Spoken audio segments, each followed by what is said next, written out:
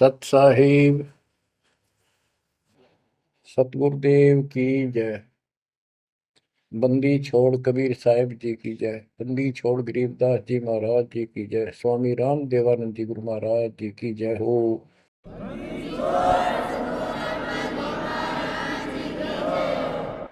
सर्व संतों की जय, सर्व भक्तों की जय, धर्मी पुरुषों की जय। श्री काशी धाम की जय, श्री सुडानी धाम की जय, श्री क्रोथा धाम की जय, श्री बरवाड़ा धाम की जय। सत साहिब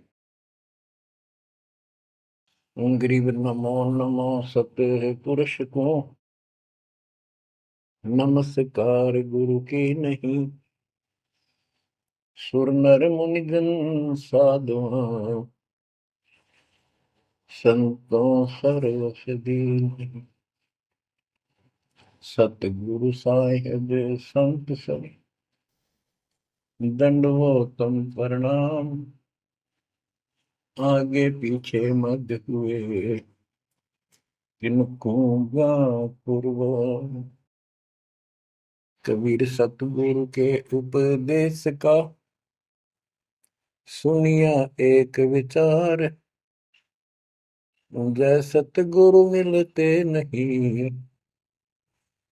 जाते नरक द्वार। नरक द्वार में दूत सब करते खेचातान। उनसे कभू नहीं छूटता फिरता चारों खाने। कबीर चार खानी में भरमता कबहू न लगता पार।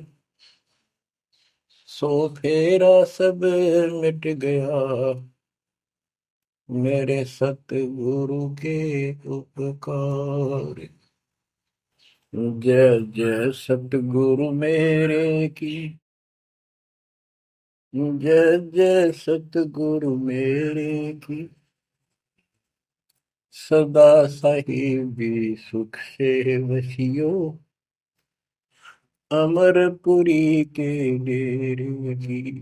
जय जय सतगुरु मेरे की जय जय सतगुरु मेरे की। सदा साहिबी सुख से वसियो सतलोक के डेरे। निर्विकार निर्भय तू ही और सकल वैमान।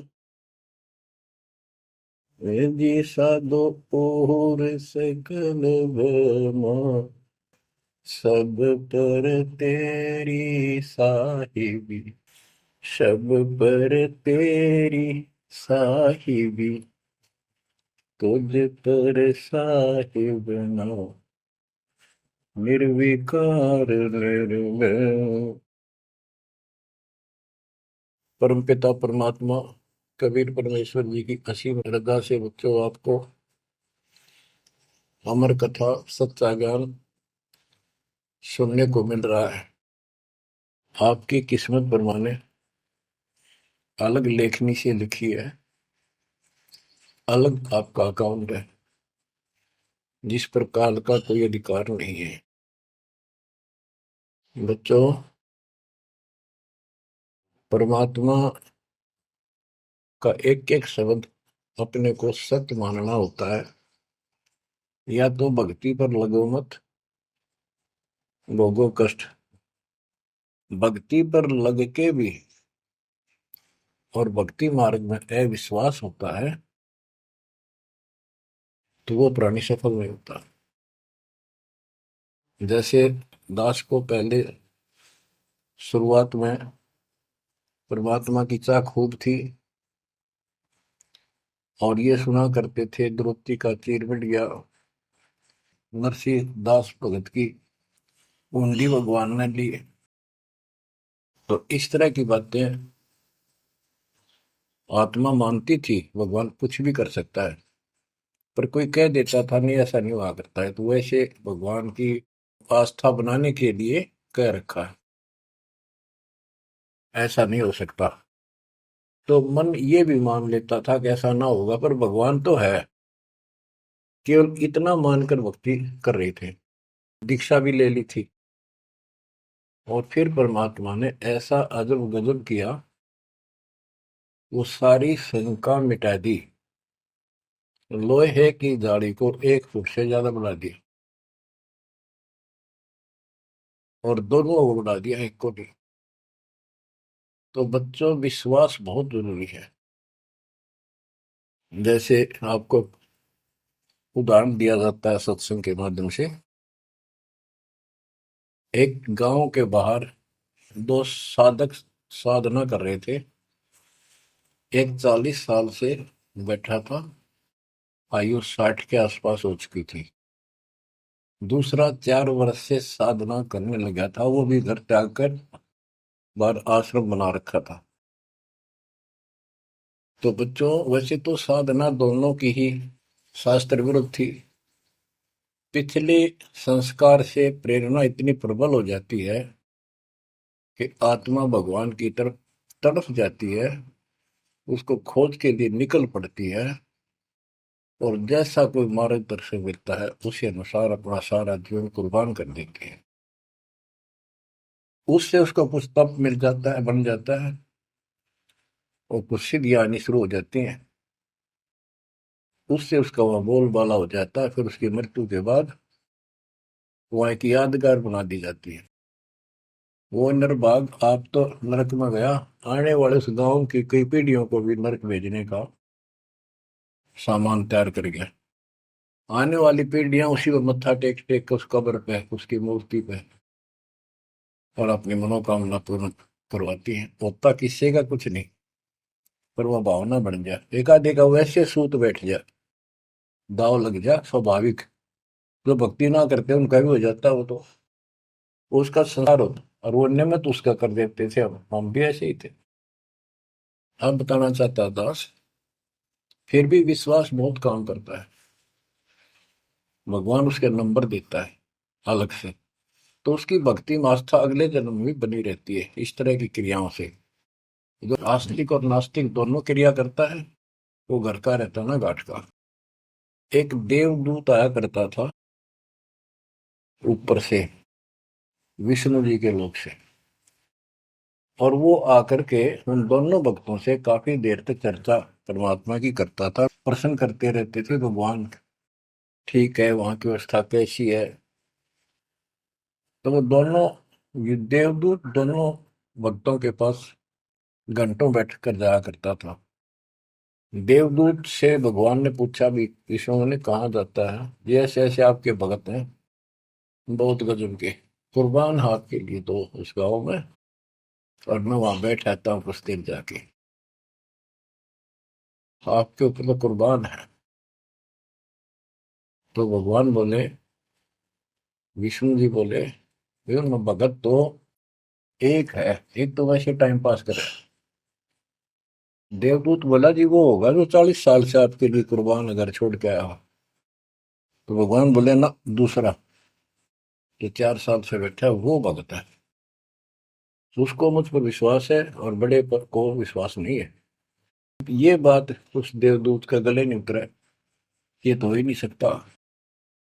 तो भगवान ने समझ लिया कि देवदूत की विश्वास नहीं मेरी बात पे। तो विष्णु जी बोले, भाई एक काम करना देवदूत, आज तू लेट जाना समय से, रोज जिस समय जाता है,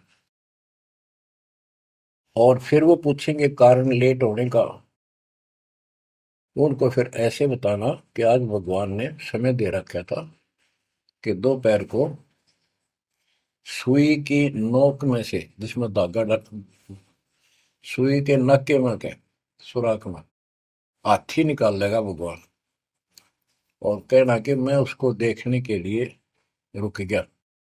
और भगवान ने हाथी उस सुई के नक्के में के निकाल दिया। वो इसी तरह की क्या, देवदूत पहले उसके पास गया, बड़े के पास, क्योंकि उसको भरम था।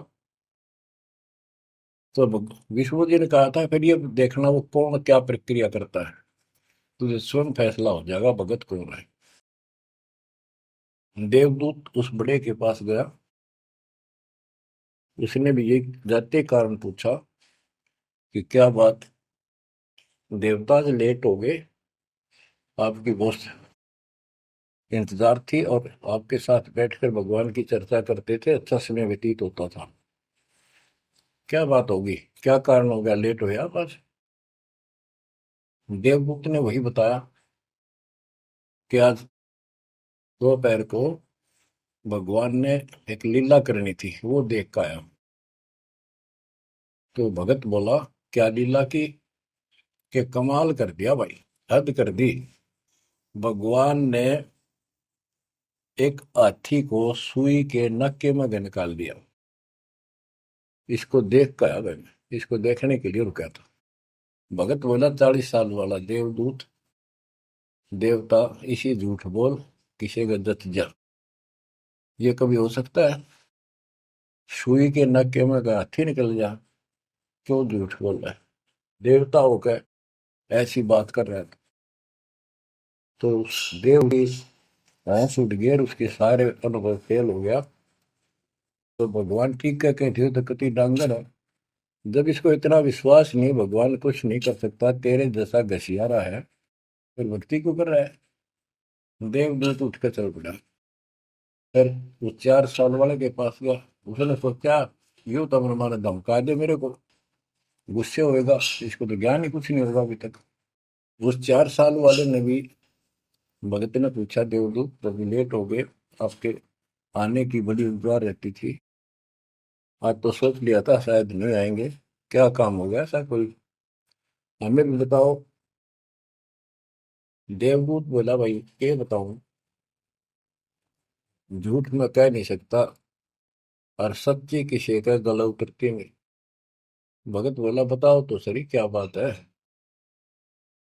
क्या दोपहर को भगवान ने एक लीला करनी थी, मैं उसको देखने के लिए रुक गया। क्या लीला थी? देवदूत बोला, सुई के नक्के में क्या भगवान ने हाथी निकालना था। भगत बोला, फिर क्या हो गया? कि वो निकाल दिया, कमाल कर दिया। बोला, बस भगवान ने निकाल दे, सारी पृथ्वी ने, धरती ने सुई के नक्के में गया, आप हाथी में आश्चर्य कर रहे हो? तो देवदूत ने सीने से लगा दिया उस बालक को। मैं बोला, धन्य तेरे माता पिता जिससे जन्म हुआ। भक्ति कर विश्वास नहीं, तो खाक भक्ति है वो। कह कबीर सुनो विषा दो, मैं तो हूँ विश्वास में। तो अपने परमात्मा की विज्ञा पे अविश्वास नहीं होना चाहिए। और ये धीरे धीरे आपके साथ भी परमात्मा ऐसी लीला करते रहेंगे और कर भी दी होगी। और ना भी हो तो इतने सारे प्रमाण दिए जाते हैं, विश्वास कर लेना, परमात्मा की भक्ति से दूर ना होना। बच्चों, आपको अजब गजब का ज्ञान दास बता रहा है, जो संत गरीबदास जी ने परमात्मा से प्राप्त हुआ। और ऐसा निर्णायक ज्ञान है, इसका रिजल्ट इस पूरी कथा का फिर बाद में आपको बहुत अच्छा निष्कर्ष मिलेगा। पार्वती जी शिव की पत्नी और 108 बार मर चुकी थी। 109वें जन्म में भी उसने शिव जी को ही पति बनाया। ये संस्कार था उनका। नारद मुनि ने एक दिन आके पार्वती जी को समझाया कि हे माता, भगवान शंकर जी के पास एक ऐसा मंत्र है जो आपको बता देना, उस नाम के जाप से आप अमर हो जाओगे। अन्यथा आप 108 बार मर चुके हो, और वो भगवान उसकी प्रमाण के लिए आपके शरों की खोपड़ी की माला बना रखी है। 108 है, गिन दिए। पार्वती जी बोली, भाई नारद बिल्कुल सही है, 108 है। मैं पूछती हूँ ये किसके के यू क्या है, तो वो टाल मटोल कर जाते हैं। तो हे माता, आपका जन्म मरण मिट जाएगा। तो वो बोली, भाई ये मेरे बात समझ में नहीं आती कि शिव महाराज जी मेरे से कुछ नहीं छुपाते, और इसने ये कैसे छुपा रखा मंत्र मेरे से, मेरे से बहुत प्यार करते हैं। और बताते हैं तेरी मृत्यु के बाद मैं बहुत रोता था। तो नारद जी ने कहा, माता अभी तक आप उनको पति मानती हो, जिस दिन परमात्मा रूप देखोगी और उनको एक गुरु रूप में नम्र भाव से प्रश्न करोगी, कति अति नम्र होकर, तब ये गुप्त मंत्र आपको बताएगा। ये मंत्र शिव जी ने किसी को नहीं दिया आज तक, क्योंकि ऐसा किसी का लक है नहीं, ऐसा भाव किसी का है नहीं। तो आपको वो भाव बनाना पड़ेगा जिससे वो आपको ये अमर मंत्र दे दे। नारद कह के चला गया। पार्वती को बेचैनी होगी माता जी को। शिव जी जब घर आए और दिनों तो वो दूसरे ढंग से बात करा करती, क्योंकि पत्नी बराबर का हकदार होती है, हिस्सेदार होती है। उस दिन चरणों में लेट गई, दंडोत प्रणाम किया और चरण पकड़ के रोने लगी और कहने लगी, हे भगवान, मुझसे ऐसी कौन सी गलती बन गई कि आपने मेरे से वो अनमोल मंत्र छुपा रखा है। हे भगवान, मैं 108 बार मरी, क्या आप दुखी नहीं हुए होगे? मुझे वो नाम बता दे जिससे मेरा जन्म मरण मिट जाए। अब शिव जी उसके मुंह की तरफ देख रहा है, पार्वती की सारी आओ भाव को समझ रहा है। कहने लगा, पार्वती आज तेरे को कौन सा भगवान आत्मा मिल गया जिसने तेरी बुद्धि बदल दी? ये तेरी बुद्धि का ज्ञान नहीं है, तेरे को तो मैं जानता हूँ। ये बात तेरे मन में भी नहीं आती थी। मैंने कोशिश भी की, भक्ति किया करो, आप कह देती थी आप भगवान हो, मुझे क्या जरूरत है, मैं भगवान के साथ हूँ, मैं उनकी अर्धांगिनी हूँ। तब पार्वती जी ने बताया कि नारद जी आए थे, उन्होंने मुझे ये सब बताया। तो भगवान शंकर बोले, पार्वती सुन ले, जितनी बार तू मरी मेरा पागल जैसा हाल हो जाया करता था। एक बार तो राजा दक्ष के यज्ञ में जलकर मरी, तेरे अस्थि पिंजर को उठाए मैं 10,000 वर्ष तक घूमता रहा था, तो आप कंधे पर रख के और पार्वती पार्वती करता हूँ। तो एक सुदर्शन चक्कर आया, उसने काट के तेरे टुकड़े कर दिए शरीर के। जब मैं ठगा सा रह गया, मेरे हाथ कुछ नहीं बचा, फिर तेरा जन्म हो गया, शादी फिर होगी, वह भूल पड़ी। ये मंत्र ऐसा अजब गजब है, ये आम व्यक्ति को नहीं बता जा सकता। भगवान शंकर जी ने कहा कि अब तेरी आत्मा सच्चे दिल से डिमांड कर रही है, अब मैं तुझे यू नाम दूंगा। गरीबदास जी बताते हैं कि जैसे सीप एक जानवर होता है, शंखला सा जैसे एक शंख होते हैं, इस टाइप के मजबूत शरीर का, और उसको सीप बोलते हैं, सीप। वह सीप जो है, गर्मी हो जाती है जब उसको अंदर पानी की डिमांड होती है, मोती बनाने के लिए उसमें प्रेरणा होती है, जैसे पशु में गर्भ धारने की होती है। उस समय सीप समुद्र के ऊपर आ जाती है, ऊपर बादल गरज रहे होते हैं, यदि उसका मुख खुला हो और बारिश की एक बूंद भी उसके मुख में चली जा, तो उससे मोती बनना शुरू हो जाता है। उस बूंद को लेकर सिप वापस समुद्र में गोता लगा जाती है, उसमें मोती बन जाता है। और यदि सीप का वो मुंह बंद हो तो सारा सामान बरस जाए उसके ऊपर, मोती नहीं बने। तो पार्वती को समझाया कि अब तेरी सीप का आत्मा का मुंह खुल चुका है, अब मैं यू नाम दूंगा, असर करेगा। और पहले तेरी सीप आत्मा का मुंह बंद था, इसलिए ये उन्मोद मंत्र ऐसे व्यर्थ नहीं कर सकता था। फिर कहा कि चलो, सुबह सुबह एकांत स्थान पर पहुंच गए। वहां एक सूखा वृक्ष था, पत्ते भी नहीं थे, उसके नीचे बैठ गए और बच्चों वहां पर दोनों हाथों की ताली बजाई। तो आसपास के पक्षी उड़कर भाज गए, इतना शोर हुआ। और जो अंडे थे वो बच्चे बढ़ के उड़ गए। उसी वृक्ष की खोगड़ में एक खोखले स्थान पर तोते के अंडे थे। वो जो अंडे थे उस स्वस्थ अंडे तो बच्चे बढ़ के उड़ गए। अस्वस्थ था एक अंडा, कति खराब हो गया था, गंदा हो गया था, वो वहीं रह गया। भगवान शंकर को पता नहीं था कि इसमें कोई तोते के बच्चे भी हैं, अंडे भी हैं। उनको मालूम था कि अंडे भी होंगे तो बच्चे बनकर जा चुके होंगे। अब बच्चों, बहुत सी कहानी इस एक ही कथा से आपको समझ में आएगी।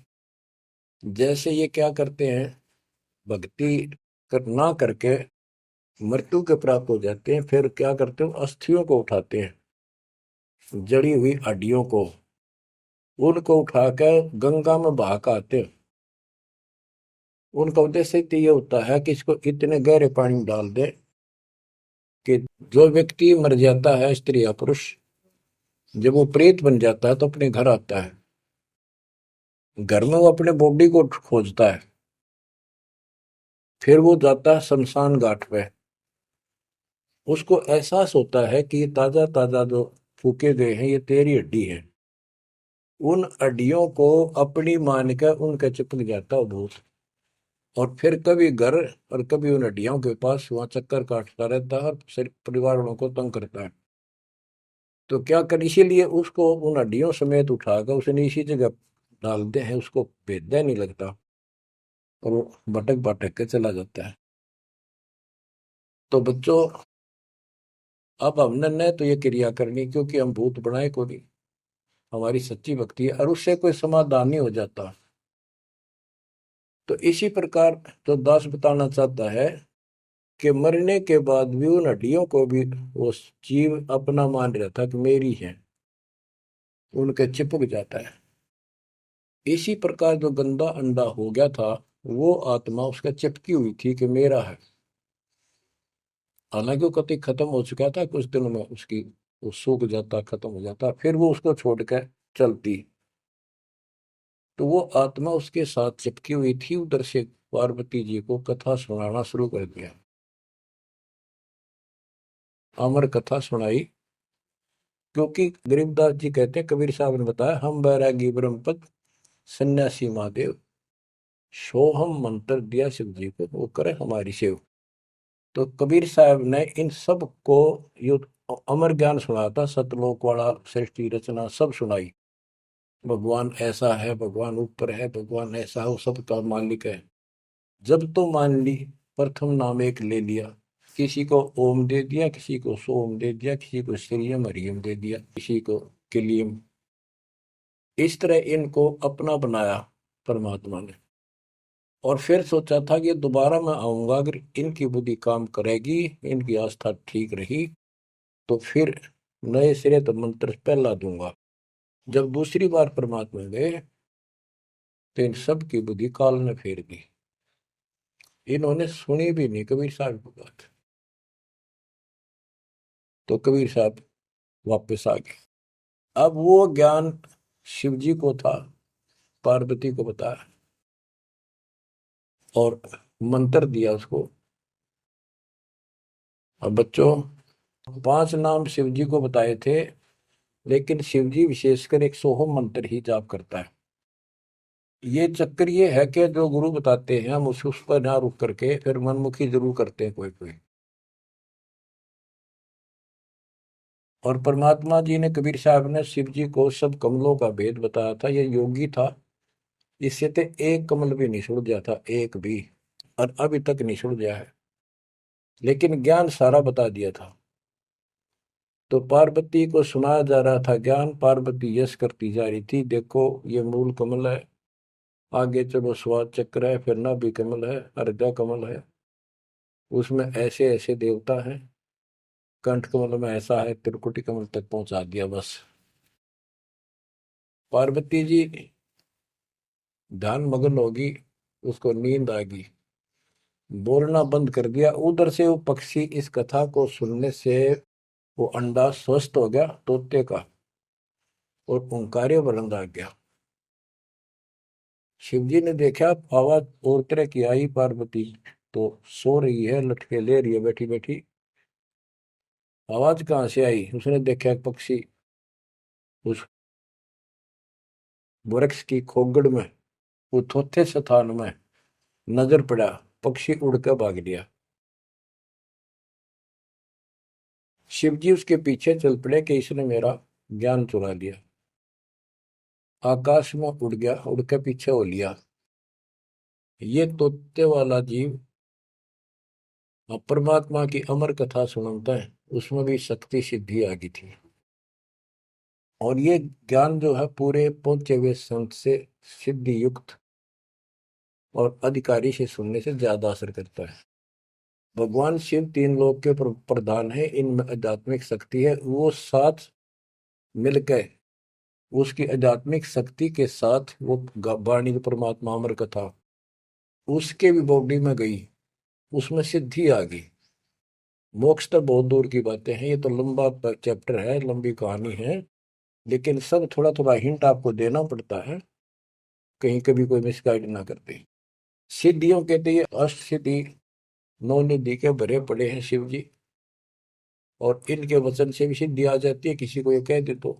लेकिन सिद्धियां ने के चाटा, ये मोक्ष तो ना हुआ है।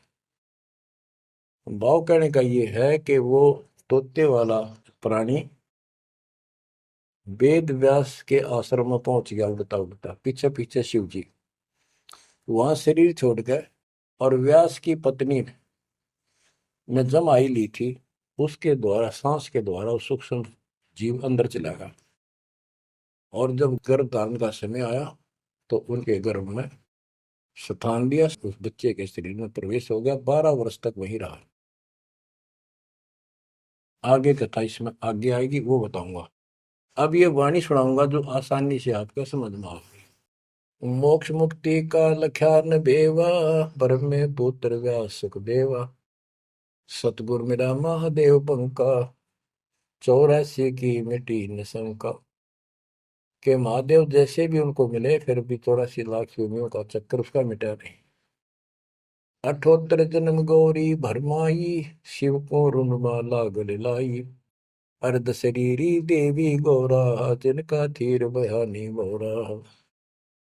108 जन्म पार्वती जन्मती मरती रही, और शिव जी ने उसके सिर की माला, सिर के रुंड खोपड़ियां माला बनाकर गले में डाल रखी थी। अर्ध शरीरी देवी गौरा, जिनका थीर भया नहीं बोरा। अर्धंगनी थी शिव की पार्वती, और उसका भी मोक्ष नहीं हुआ। नारद मुनि उपदेश बखाना, गिरजा सुनो मोक्ष पद ज्ञाना।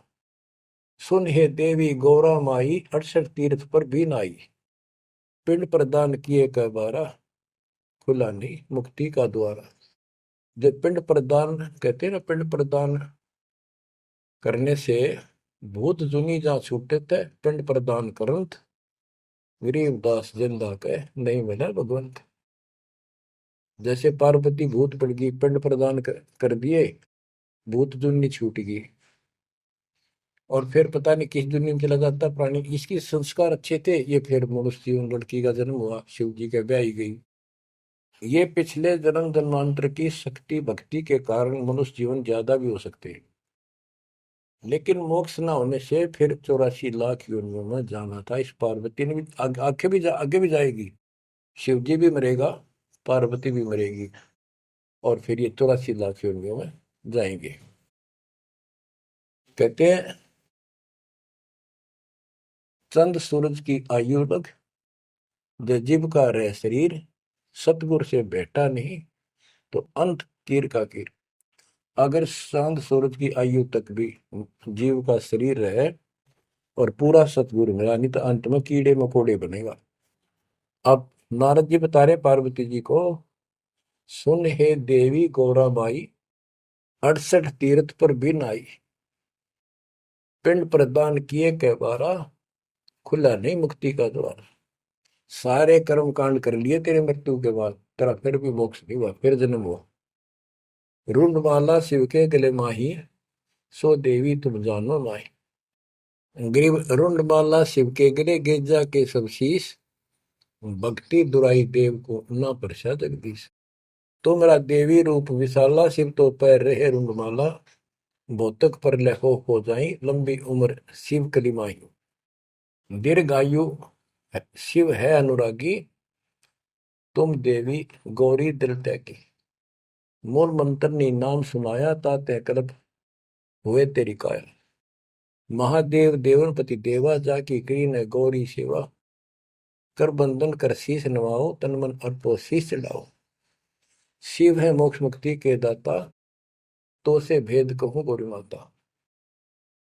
चरण गहो चिंतामणि केरा, ताते प्राण अभय हो तेरा। कमल रूप देवी दिल की न्या, नारद मुनि उपदेशी चीन्या। जब आए शिव मंदिर अवधूता, देवी चरण लिए शत्रुपा। अब कहते नारद के कहने से पार्वती जी ने, गौरी देवी ने कतिक पाक साफ दिल कर लिया, कमल की तरह। कमल के ऊपर कोई मैल नहीं होता, ना कोई धूल टिकती है, ना जल टिकता है, ना कोई कीचड़ टिकता है। तो ऐसा साफ दिल किया। और जब शिवजी घर पर आए, उनके चरणों में चरण लिए शत्रुपा, सच्चे भाव से चरण लिए। चरण पकड़ रोवत है बाला, मोरे शीस किए रूपमाला। मोह से भक्ति दुराई देवा, न जाने नी तुम्हारी सेवा। मोह से भक्ति दुराई स्वामी, हमसे भेद कहो निज दामी। मैं अबला हूं बाला बोली, पार निभाओ हमारी डोली। कति चरण पकड़ के कहने लगी, मैं तो भोली भोली सी लड़की हूं, और मेरा बेड़ा पार करो। बच्चों, ये सारी कहानी आपको मौखिक सुना दी। इन वाणियों में सारा इसी का निष्कर्ष है। अब क्या बताते हैं, गृह मूल मंत्र महबूब का एक सुनाओ मोही। पार्वती जी कहती है शिव जी को कि उस परमात्मा का समर्थ शक्ति का जो मूल मंत्र है वो मुझे बता दो। अब इन मूल मंत्र का पता नहीं, जिस भी नाम को ये गुप्त रखते हैं, जो विशेष नाम इनके पास है, उसी को मूल मंत्र मान रहे थे। गृह मूल मंत्र महबूब का ए सुनाओ मोही, युगन युगन के पातक कटे, छूटे तेंद्र द्रोही। पूर्व जन्म की कथा सुनाओ, मूल मंत्र हमें शिव गोराओ। भूल रही भवसागर हमी, मोक्ष मुक्ति के दाता तुम ही। शिव बोले सुन देवी बाता, को उपदेशी मिला विदाता। ये तो ना ही ज्ञान तुम्हारा, हम सो भेद कहो परवार। कि आज जैसे तू बोल रही है कि तेरी बुद्धि की बात नहीं, तुझे कौन ऐसा भगवान आत्मा मिल गया जिसने तेरा मन फेर किया। गिरजा कह सुनो शिव स्वामी, तारण तर आदि घरनामी। नारद मुनि उपदेश समोदम, दीन ज्ञान ध्यान प्रमोदम। शिव समर्थ बोले हैं जब ही, गौरी ज्ञान सुनाया तब ही। कोटि कल्प प्रलय युग बीती, ज्ञान ध्यान सब ही परचिति। तुमरा मन नारद मुनि फेरा, सुनो ज्ञान तुम गौरी मेरा। बनखंड चलो गौरी दीवानी, पंछी सुने न हमारी बानी। ऐसे स्थान पर चलो पक्षी भी कोई हमारी बात ना सुन सके। जब शिव कर से लाई तारी, उड़ गए पंछी नर और नारी। जहां एक सूखा तरवर ताक्या, वहां पर एक सूखा वृक्ष देखा। शिव को आसन तहां वहां रखा, उसके नीचे अपना आसन लगा दिया, पार्वती को साथ बैठा दिया। जहां एक गंदा अंडा तिस्माही, तिस जानत है समर्थ साई। योग असंख्य कल्प बरमाया, पूर्व जन्म कोई पिछला आया। अब तुम सुनो गौरी मेरा ज्ञाना, आसन मुख कर कोटिसाना। आसन पदम लगाओ गौरा, मेर दंड सुधा कर भोगा। गरीब आसन पदम लगाए कर, भवन चुड़ाओ सुन। अनहद नादू बाजही, जहां लगाओ तुम। और क्या बताते हैं कि उस वृक्ष की खोगड़ में गंदा अंडा पड़ा था, और उस गंदे अंडे वाले जीव के असंख्य जन्म 84 लाख योनियों में हो चुके थे। यहां से उसके भाग जागे, और तो पक्षी बन के उड़ गए, वो पक्षी बन नहीं पाया। बाद में उड़ा जब उसने सारी कथा उसके ऊपर असर कर गई। जैसे बच्चों बहुत बार बताते हैं, दास आपको बताता है कि ये अमर कथा जो गरीबदास जी की वाणी है, यह शिव जी वाली अमर कथा से कई हजार लाख गुना ज्यादा शक्तिशाली है, ज्यादा प्रभावी है।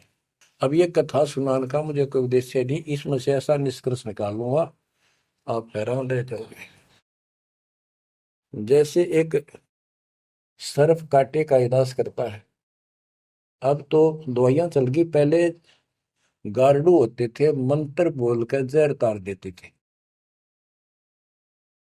जिसको सर्प ने काट लिया वो अचेत हो जाता था, कति बेहोश जैसे मर गया हो, सांस सांस आते थे। और गार्डू क्या करता है, एक मंत्र 5-4 पंक्तियां होती हैं, उसको सिद्ध करता अपने जीवन में, 5 4 7 10 साल लगा के वो वाणी सिद्ध हो जाती है।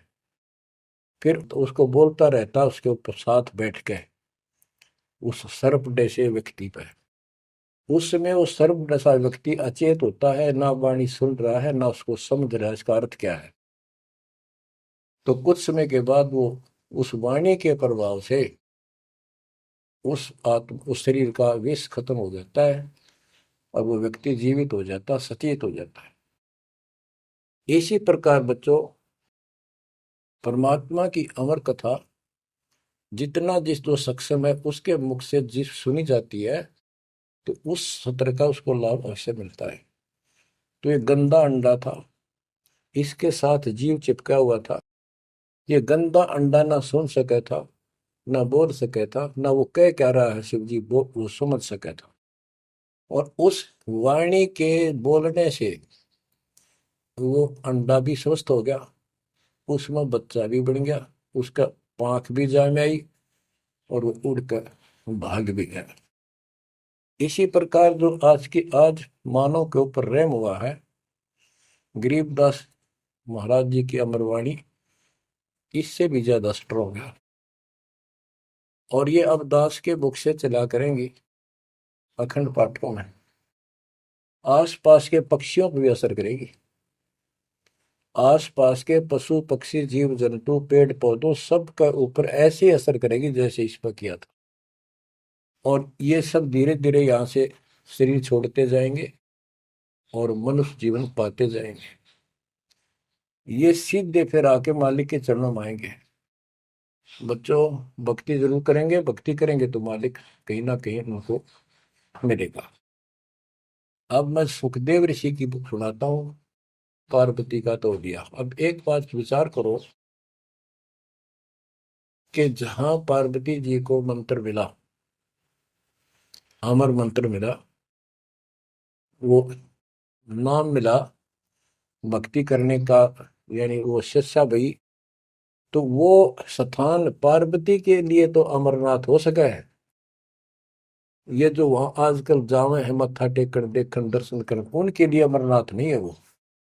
अब जैसे आपने जिस भी आश्रम नाम दान केंद्र पे या कहीं भी दास से दीक्षा ली है, आपका वो स्थान अमरनाथ है। लेकिन उस स्थान से कुछ नहीं लेना देना, मोक्ष नाम से होगा। तो बच्चों, उस स्थान से मोक्ष नहीं है, वो स्थान तो आपको जिंदगी भर याद रहेगा, मुझे वहां दीक्षा मिली थी, बस इतनी बात है। और ये अमर ज्ञान मुझे प्राप्त हुआ था। लेकिन मुक्ति नाम से होगी। और जो बोले आत्मा इतने ऊंचे पहाड़ों पर जाते हैं दर्शन करके आवांगे। अब विचार करो, जैसे दास ने बहुत बार समझाया आपको, ये तीर्थ क्या होते हैं, ये धाम क्या है। जैसे पार्वती को वहां नाम लिया, नाम लेकर अपने घर ना आएगी, अब भक्ति करिए, वहां क्या रखा है। अब जैसे तीर्थ हैं, वहां किसी ऋषि ने भगत ने कोई तालाब का सहारा तक किया, क्योंकि पहले पानी नहाने धोने का पीने का तालाब ही होते थे, कुएं भी बहुत गहरे होते थे, एक आदमी नहीं खोद सकता। तो वहां बैठ कर अपनी भक्ति करता था, जैसे भी उसे न डले डोए। क्योंकि सत साधना तो आपको ही मिली है, पूरे विश्व को चार चार युग के बाद मिलेगी। तो वो जैसे भी तप किया, कुछ किया उसने, जैसा भक्ति की, उस आधार से वो उस लोक में चला गया। और अब वहां कुछ नहीं। अब जैसे हम किसी का एक हमाम दस्ता ले आते थे और उसमें सामग्री कूटते हवन की और वापस देते थे मांझ धो के। हमाम दस्ता होता है लोहे का उखड़ सा, एक डेढ़ एक फुट का उसका मुसड़ सा होता है लोहे का ही, उससे वो कूटते हैं जैसे चटनी कुट्टे आ रहे कुंडी में।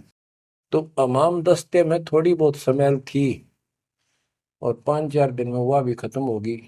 जिसका मांग के लाए तो उसको दे आए, तो उन घर वालों ने महसूस हुआ कि इसमें कुछ स्मेल आवा है, तो कोई सामग्री कूट रखी है।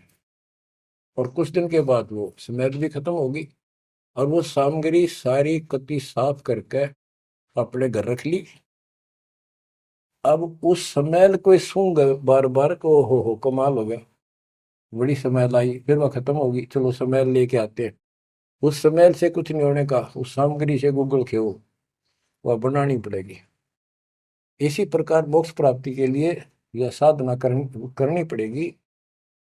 तो वहां जाने से कोई लाभ नहीं जहां पर कभी कोई ऋषि ने कोई साधना की थी, वो तीर्थ बने हुए हैं। तो काल ने परमात्मा से कहा था, जो मालिक आए थे जोगजीत रूप में, अपने बच्चे ज्ञानी के रूप में, जोगजीत रूप में, सहजदास रूप में, कई रूप में आते रहते हैं।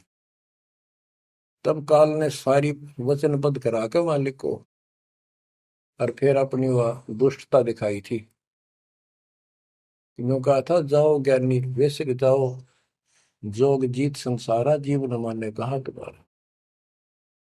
जीव तुम्हारा कहा न माने, हमरी और वो बात बखाने, तीर्थ व्रत और झूठे जब तब मन लाऊं, देवी देव देवर पुजवाऊं, या वो जीव को बरमाऊं। द्वादश पंथ करूं मैं साजा, नाम तुम्हारा ले करूं आवाजा। द्वादश पंथ जो नाम जो ले, सो मेरे मुख में आम समोई, और अनेक पंथ चलाऊं, या विद जीवों को बरमाऊं। तो आज वो सारा काम इसने कर रखा है। अब आप किसी को समझा के देख लो, आपके सर हो जाते हैं। तुम हमारे देवताओं को ऐसे बताते हो, हमारी साधना को गलत बताते हो, तीर्थों में जाना ठीक नहीं, व्रत रखना ठीक नहीं। तो काल ने बोल रखा था कि हमारी ओर हो बाद बखाने, हमारी ओर हमारा तरफ पक्ष लेकर के वाद विवाद किया करेंगे। अब बच्चों, जो दास बता रहा है कि जो अमर पाठ, अखंड पाठ या वैसे वाणी सत्संग जहां भी चल रहे हैं, चला करेंगे, चलते हैं, चल रहे चलेंगे, वहां आस पास के पक्षियों को भी इसका राहत मिलेगी। और जैसे सुखदेव ऋषि, सुखदेव व्यास जी की पत्नी के पेट में समा गया, गर्भ में, उसके बाद 12 वर्ष तक गर्भ में रहा। वहां उसको याद रहा कि पिछले जन्म तो असंख्य खो दिए, भक्ति नहीं बड़ी, अब के मानव शरीर प्राप्त हुआ और बाहर जाते भूल पड़ जाती है तो जुल्म हो जाता है। इस डर के मारे गर्भ से बाहर गया। 12 वर्ष बीत गए, ब्रह्मा विष्णु महेश को टेंशन हुई, ये तीनों आ गए। इन्होंने कहा कि सुखदेव बाहर आओ, 12 वर्ष तक गर्भ में ठीक नहीं, हमारी मर्यादा खत्म होती है। 9 महीने भी माताएं गर्भ में बच्चा रखती है, बहुत परेशान हो जाती है, और 12-12 वर्ष रक्षा करेंगी, ये गलत परंपरा डलती है, आप ऐसा ना करो, बाहर आओ। तो सुखदेव ऋषि ने कहा कि हे परवरदिगारो, हे भगवानो, अब मुझे ज्ञान हो गया, बाहर आती है आपकी माया, यह त्रिगुणमयी माया हमें अचेत कर देती है, सब बुला देती है, इस माया ने रोक दो, फिर मैं बाहर आऊं। इन्होंने कहा भाई ज्यादा हम भी नहीं रोक सकते, ये हमारे से भी बहुत ज्यादा प्रबल है, हमारे बस की बात नहीं है, बस कुछ सेकंड के लिए रोक सकते हैं। तब उसने कहा जी कुछ सेकंड के लिए रोक दो। तो कुछ क्षण के लिए रोकी, इतने में सुखदेव बाहर आया। तो उसको भक्ति की प्रेरणा बनी रही, भगवान की याद रही। उसी समय 9 नाथ 84 सिद्ध, यानी 93 बच्चे और लड़के पैदा हुए, ऐसा इत्तेफाक था, संस्कार था उनका। उनको भी ये बातें याद रही, उनमें से 9 तो नाथ बन गए और 84 सिद्ध कहलाए। उन्होंने भक्ति की प्रेरणा बढ़ गई, बचपन से ही मालिक की याद बनी रही। लेकिन सच्चा सतगुरु ना मिलने से ये भी डले डोए। अब बच्चों ज्ञान पूरा आ चुका है और वो ठीक का समय आ गया है। गुरु पूरा, ज्ञान पूरा, भगवान पूरा। तो अब जो ये वाणी चले हैं और दास के मुख से चला करेंगी, ये सत्युत मस्तार देंगी। काल के पता नहीं कितने जुगाड़ को तोड़ेंगी, कितने जीवों का उद्धार बनेगा। मनुष्य का तो कहना ही क्या, डांगर डोर पशु पक्षी कीड़े मकोड़ों को भी सहारा मिलेगा इसका। ये इन पुराणों से कथा है और ये आपके सामने सच्चाई इस तरह है। अब तो सुखदेव ऋषि जब बाहर आया, उड़ कर चल पड़ा वहां से। पिता ने कहा बेटा, व्यास जी ने कहा पुत्र, एक बार शकल तो दिखा दे। 12 वर्ष इंतजार की, पुत्र होगा। तब उसने कहा एक लेवा दूतम, कोई किसी का पिता नहीं पूछतम। पिताजी पता नहीं कितनी बार तू मेरा पिता बन लिया, पता ना कितनी बार मैं तेरा पिता बन लिया। अब मुझे समझ में आ गई है, मैं आपकी तरफ देखूं नहीं, मेरा मोह बन जाएगा। ये छूत की बीमारी है, ये मोह। ये विस्तार से फिर कभी बताएंगे। और ये हम आप लावा जाने का, लेकिन ये उसकी गलती थी। ज्ञान ना होने से इसने इतना ही समझ थी तो वो उस समय गलती कर गया। चलो जो भी इसकी सोच थी, उस आधार से ये वहां से चल पड़ा। पिता पीछे पीछे मोह में दूर तक गया, वहां से आकाश में उड़ गया, अंतर्ध्यान हो गया। आगे जाके फिर प्रगट हो गया। अपने और नाल जो बच्चे की नाभि से, माँ की नाभि से चिपकी होती है, वह गेल बाहर आकर टूट गई, टूट कर बाहर आ गई।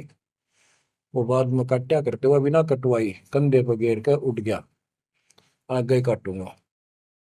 अब आकाश में उड़न की सिद्धि उसमें उस मंत्र से आ गई, वो अमर कथा से। अमर कथा में शिव जी ने पूर्ण परमात्मा की महिमा बताई, जो कबीर साहब ने उसको सुना रखी थी। इसमें काफी प्रकरण है, अब इतना समय नहीं जो मैं वो शायरी बताऊंगा आपको। कभी परमात्मा ने दया की बड़ी जेल में, फिर उनको विस्तार से समझाया करेंगे। तो कहने का भाव ये है कि सुखदेव ऋषि को अभिमान हो गया कि मैं बहुत बड़ा सिद्ध पुरुष हूं, आकाश में उड़ जाता हूं। तो बच्चों स्वर्ग में जाने लग गया, और स्वर्ग के देवता ऋषि महर्षि सब उसको, उसकी जो है ना पूरी वो करे, सम्मान करें, उसकी आरती तारे कि बड़ा धन भाग है तेरे, बड़ी सिद्धि प्राप्त कर ली। इन इतना पता सिद्धि आएगा, और जन्म से ही छोटी उम्र में आपको इतना कुछ प्राप्त हो गया, आप तो बड़े पहुंचे हुए हो। तो सब उसकी खूब अच्छी तरह प्यार रखे, महिमा गाओ। एक दिन उसको, उसने स्वर्ग में जाने की इच्छा व्यक्त की विष्णु जी के लोक में। वहां उसको इसलिए नहीं जाने दिया कि उसका गुरु नहीं था। विष्णु जी तक बात गई। विष्णु जी ने पूछा कि हे ऋषि जी, आपने गुरु नहीं बना रखा? अगर नहीं, गुरु की क्या आवश्यकता है महाराज, ये गुरु बना रहे वो नहीं आ पाए और मैं बिना गुरु के आ गया। विष्णु भगवान बोले ठीक है, वो अलग बात है, या वही रह सकता है जो पहले गुरु बनाओ। फिर एक बीमारी और, अहंकार के मेरे बराबर पृथ्वी पर कोई गुरु नहीं, मैं बाल ब्रह्मचारी, वहां कोई ऐसा संत नहीं, मैं बनाऊं गुरु किसको? विष्णु जी ने कहा कि राजा जनक मेरे परम भक्त है, आप उनसे दीक्षा लो। यूं कह के विष्णु जी चले गए, उसको बाहर निकाल दिया पार्षदों ने। वो स्वर्ग में आए, वहां सारी कथा बताई। फिर अन्य स्वर्ग, कोमर स्वर्ग, फिर ऋषियों के पास आए नीचे, उन्होंने उनको बताया तो सब ने कहा कि सुखदेव बहुत बड़ी गलती कर रखी है, गुरु नहीं बनाएगा, गुरु नहीं बनाएगा तो गधा बनेगा। तो पिछले जन्मों में उसको एकदम वो रील सी चल गई कि मैं कभी गधा बना था एक बार, और अंधा हो गया, स्वामी ने छोड़ दिया, कुमार ने, और मैं भटकता भटकता इन नाले में फंस गया। मेरा पुड़ी बना ली लोगों ने, आन जान लागे। मैंने कहा नहीं, भटक के भूखा मर के, भूखा होकर तो मरा, प्राण निकले। उस भय से उसको चिंता बनी। फिर अपने पिता के पास वापस आता है। व्यास जी देख के बड़े खुश हुए कि बेटा आ गया। सारी बात पूछी तो सारी अपनी समस्या बताई पिताजी के सामने। पिताजी ऐसे ऐसे बात है, भगवान ने कहा कि राजा जनक को गुरु बनाओ। तो व्यास जी, क्योंकि जितने भी महापुरुष है वो एक सुर में बोलते हैं, उनको इतना ज्ञान तो है, गुरु बिन बात नहीं बनती। उसने विशेष ज्ञान तो सुना नहीं था, वो बैटरी चार्ज होगी, उसने उड़ा उड़ा फिर था, उससे ज्ञान था ही नहीं इसको। तो व्यास जी बोले, रे बेटा, मैं तो खुश था, चलो बेटा ना मेरे पास आया, पर न्यू चर्चा तो चल रही है व्यास का बेटा इतना पहुंचा हुआ है, अब तने गुरु नहीं बना रखे, मैं तो तुम्हें कमाल कर दिया। तो दो कोड़ी का जीव नहीं, कल नहीं ये तेरा प्राण छूट जाएंगे या बैटरी खत्म हो जाएगी और नरक में जाएगा बेटा। गुरु बिन बात पड़ती है। तो आखिर में हार कहने बोला, हे गुरुदेव, हे पिताजी, मैं कैसे गुरु बनाऊं राजा जनक को। राजा जनक गृहस्थी भाई, ओए होए, और कैसे शीश निभाऊं जाए। जनक विदेही राजा भाई, कैसे शीश निभाऊं जाई। ओहो। सुखदेव बोले, ज्ञान विवेक का हमने स्त्री का मुख नहीं देखे। तो उसके पिताजी बोले, जो भगवान ने कह दिया, अरे तू अब भी अगरम बगरम कर रहा है, एक अन्य का जीव नहीं, तेने ज्ञान भी क्या आएगा, कहाँ जाएगा फिर तू, वहां तेरे को पढ़ने नहीं देंगे स्वर्ग के अंदर। जो मरता क्या नहीं करता, राजा जनक के द्वारे गया, वहां चरणों में मत्था टेका और अपने कल्याण का मार्ग पूछा। बच्चों, क्योंकि यहाँ समय बहुत कम मिलता है, इससे बहुत सी जानकारी होगी आपको, अजब गजब ज्ञान होगा। क्योंकि अभी तक दास ने आपको केवल प्रमाण दिखाए, सारे ग्रंथ सुन जाए और एक नंबर का ज्ञान आपके हृदय में जमा दिया कि जो दास कह रहा है वो सारी सच्ची है। अब दास कोड वर्डों में, संकेतों में भी ज्ञान समझाएगा, तो भी आपकी आत्मा गिल्ला कैच करेगी साथ के साथ। गरीब गोता मारू स्वर्ग में, जा बैठो पाताल, गरीब दास ढूंढता फिरो अपने हीरे मोती लाल। आप वो हीरे मोती लाल हो बच्चों, आप सामान्य आत्मा नहीं हो। जब परमात्मा आपको कैसे रंग रहा है, रंग में कैसे दूध अमृत पिला रहा है आपको घर बैठे, आपको नहीं पता इसका क्या प्रतिफल होगा। बच्चे को माता पिता दूध पिलाते हैं, बढ़िया भोजन खिलाते हैं, उनको पता है कि इसको कितना इसका लाभ मिलेगा। बच्चे को ज्ञान नहीं होता, वो धक्के तो पिलावे, खेलने लग रहा हो, माँ लाओगी बुला के, आजा भाई आजा बेटी, दूध पियावेगी। बस दूध पीता पीता भी इन्होंने सोचा है, बच्चा अब छोड़ दे, जल्दी ही टांग ठोकूं, बाहर खेल का हूं। अब वह दूध पिया के फिर छोड़ देती, जा भाई खेल है तू। तो बच्चों, ये अमृत दूध है आपकी आत्मा के लिए। अपना काम करो, संसारी काम करो, फिर तो दिन का जो होमवर्क क्लास वर्क है वो भी करो। तो ज्ञान का जो असर है ये व्यर्थ नहीं जाएगा, आपकी आत्मा को इतनी ताकत दे देगा जिसमें भक्ति बिल्कुल सुदृढ़ हो जाएगी, सुरक्षित रहने लग जाएगी। क्योंकि मन में दोष नहीं रहेगा, कोई गलती करे बनेगी नहीं, तो सब कुछ सुरक्षित रहेगा। आपके मोक्ष के लिए परमात्मा ने कसर नहीं छोड़ रखी, जो भी संभव व्यवस्था है वो सारी कर दी है। बच्चों, तुम भी दया करियो, रहम करियो उस परम पिता पे। और इस दास की उम्र देखो, और दास कहाँ है 9 साल से, ये देखो, और यहाँ से आपके लिए क्या कर दिया उस दाता ने। उस मालिक को देखो ध्यान से। आप बालक नहीं हो, आपकी आत्मा में समझ आ जानी चाहिए कि ये क्या हो रहा है। कुर्बान हो जाओ, संसार की भूल जाओ बातों को। जो ज्ञान हम देते हैं उसके ऊपर समर्पित हो जाओ। तन मन धन सब अर्पिए, भक्ति मुक्ति के काज, जिनके उनमें बंदगी के इंद्र का राज। बच्चों, इंद्रिय कर्म न लग लगार, जो भजन करे निर्बुंद रे, गरीब दास जग कीर्ति होगी, जब लग सूरज चंद्रे, जब लग सूरज चंद्रे। बच्चों, आने वाली पीढ़ियां आपको भी याद करा करेंगी जब तक चांद सूरज रहेंगे। आपका नाम रहेगा कि हमारे कौन माता पिता, कौन दादा परदादा दादी इसे अमृत ज्ञान को हमारे कुल में लाए थे। आने वाली पीढ़ियों के उद्धार के लिए तुम जिम्मेवार हो। कुर्बान हो जाओ। परमात्मा आपको मोक्ष दे, सदा सुखी रखे। सत साई।